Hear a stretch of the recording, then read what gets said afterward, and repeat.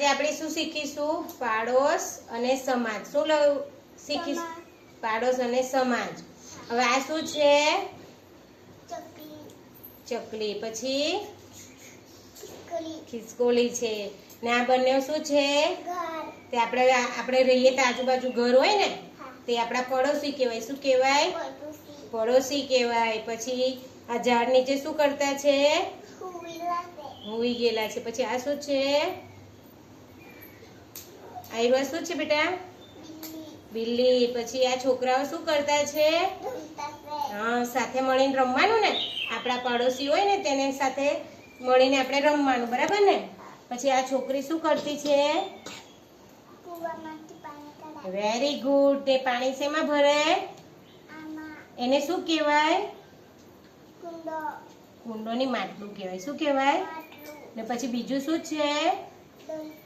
ઢોલકી. પછી આ શું છે? આ શું છે? સસલું. પછી આ શું છે? ગાય. ગાય શું આપે? દૂધ આપે. પછી આ શું છે? ઝાડ. ઝાડ પર કોણ બેઠેલું છે? ને બીજું કોણ બેઠું છે? વાંદરભાઈ. સરસ, વેરી ગુડ. ને આ કોણ ઉભેલું છે ઝાડ નીચે? માણસ. કોણ ઉભેલું છે? માણસ. ચલો સરસ, બધા તાળી પાડો. Very good. સરસ.